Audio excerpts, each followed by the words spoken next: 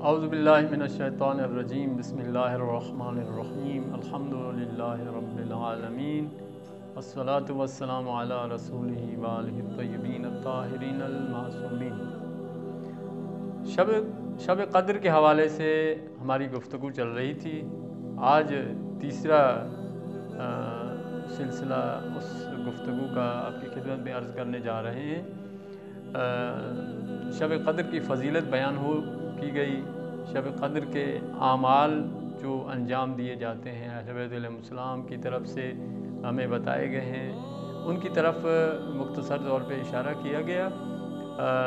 آج آپ کی خدمت میں شب قدر کی خصوصیات کیا ہیں، شب قدر کی عظمت کن چیزوں کی وجہ سے جو ہے اتنی زیادہ بتائی گئی ہے۔ تو سب سے پہلے شب قدر کی فضیلت اور خصوصیت یہ ہے کہ یہ وہ رات ہے کہ جس میں قرآن مجید کو نازل کیا گیا ہے۔ انا انزلناہ فی لیلۃ القدر وما ادراک ما لیلۃ القدر لیلۃ القدر خیر من الف شہر۔ یہ لیلۃ القدر یعنی شب قدر کی جو فضیلت ہے کہ 1000 مہینوں سے اس کی اہمیت زیادہ ہے۔ یہ اہمیت کا زیادہ ہونا کس وجہ سے ہے؟ اس لیے کہ انا انزلناہ فی لیلۃ القدر، اس لیے کہ یہ رات وہ ہے کہ جس میں خدا نے قرآن کو نازل کیا ہے۔ اسی نزول قرآن کی وجہ سے اس کی اہمیت میں اضافہ ہو گیا ہے، اس کی اہمیت زیادہ ہو گئی ہے۔ لہٰذا سب سے پہلی خصوصیت اس رات کی یہ ہے کہ اس میں قرآن کو نازل کیا گیا ہے۔ جس طرح شب قدر کی فضیلت قرآن کے نزول کی وجہ سے ہو گئی ہے، اسی طرح اب اندازہ کیا جائے کہ قرآن کی کیا فضیلت ہوگی، اور جو انسان قرآن کی تلاوت کرے اس انسان کی کیا فضیلت ہوتی ہوگی۔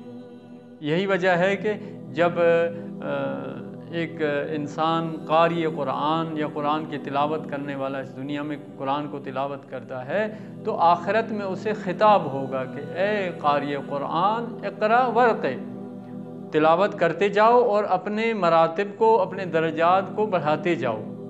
یعنی مقامات آخرت میں کس طرح قرآن کی آیات کے اعتبار سے، تلاوت کے اعتبار سے بڑھتے جائیں گے۔ تو یہ فضیلت ہے قرآن مجید کی کہ جس رات میں یہ قرآن نازل ہوتا ہے تو اس کی فضیلت اتنی زیادہ ہو جاتی ہے۔ تو جو انسان اس قرآن کو تلاوت کرتا ہے، یا اسی طرح کہا جائے کہ جس ذات کے اوپر یعنی پیغمبر اکرم کے اوپر یہ قرآن نازل ہوا ہے تو اس ذات کی کیا فضیلت ہوگی، یا جن ذوات مقدسہ کی فضیلت میں اس قرآن کی آیات جو نازل ہوئی ہیں ان کی کیا فضیلت ہوگی، اس کا اندازہ اسی شب قدر کی اہمیت سے لگایا جا سکتا ہے۔ دوسرا مسئلہ جو شب قدر میں اہمیت کا حامل ہے وہ ہے تقدیر امور۔ اس شب قدر میں کہ جسے قدر کہا جاتا ہے، تقدیر امور بھی جو ہے وہ اس کا معنی کیا گیا ہے، یعنی انسان کی موت و حیات اور اسی طرح رزق اور دنیا میں رہنے کے لیے جو اس کے امور ہیں، جو تقدیرات ہیں، جو خوشیاں ہیں، جو غمیاں ہیں، ان سب کی تقدیر اسی شب قدر میں کی جاتی ہے۔ تو لہٰذا انسان کوشش کرے کہ شب قدر میں اپنے آپ کو خدا کے اتنا زیادہ نزدیک کرے، اتنے اچھے اعمال انجام لائے تاکہ انسان کی آئندہ سالوں کی تقدیر جو ہے وہ بہترین امور پر ہو، بہترین اندازے پر ہو۔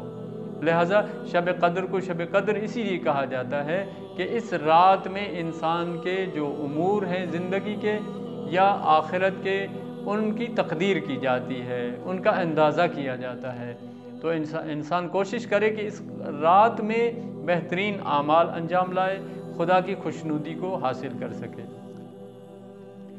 تیسرا مسئلہ جو اس شب قدر میں قابل تصور ہے، جس پر غور کرنے کی ضرورت ہے، وہ یہ ہے کہ اس میں سورہ قدر میں ارشاد ہوا کہ انا انزلناہ فی لیلۃ القدر وما ادراک ما لیلۃ القدر لیلۃ القدر خیر من الف شہر تنزل الملائکۃ والروح۔ یہ رات وہ ہے کہ جس میں ملائکہ اور روح نازل ہوتے ہیں، یہ انسانوں کی تقدیر کرنے کے لیے، قرآن کو لانے کے لیے۔ لہٰذا یہ ملائکہ جو نازل ہوتے ہیں، یہ جو لفظ ہے عربی کا لفظ ہے جسے مضارع کہا جاتا ہے۔ مضارع کے معنی جو ہے وہ کیا ہے؟ استمرار کے ہیں، یعنی ماضی سے ہٹ کر اس میں ایک معنی پائی جاتی ہے کہ جو حال اور آئندہ زمانے کے لیے بھی استعمال ہوتی ہے۔ تو اس کا مطلب ہے کہ یہ شب قدر نہ فقط پیغمبر اکرم کے زمانے میں تھی، جس زمانے میں یہ قرآن نازل ہوتا تھا، بلکہ یہ شب قدر آج کے زمانے میں بھی ہے۔ اور آج کے زمانے میں اگر شب قدر ہے تو آج کے زمانے میں کوئی ایسی ذات کا وجود ہونا چاہیے جس پر ملائکہ نازل ہوتے ہیں، روح نازل ہوتے ہیں۔ تو عقیدہ شیعہ کے مطابق وہ امام معصوم ہے کہ جو پیغمبر اکرم کا حقیقی جانشین ہے، جو آج ہر زمانے میں موجود ہے، اور کوئی زمانہ امام معصوم سے خالی نہیں ہے۔ آج کے زمانے میں بھی امام معصوم کا وجود ہے، اور جس وجود کی وجہ سے شب قدر میں ملائکہ اور روح نازل ہوتے ہیں۔ تو یہ مسئلہ ایک اہمیت کا حامل ہے کہ اس کی طرف بھی توجہ کرنی چاہیے۔ امید ہے کہ انشاءاللہ شب قدر کی خصوصیات کو مد نظر رکھتے ہوئے ہم اس کی اہمیت کو جانتے ہوئے اس میں بہترین اعمال انجام دے سکیں تاکہ خدا کی خوشنودی کو حاصل کیا جا سکے۔ والسلام علیکم ورحمۃ اللہ وبرکاتہ۔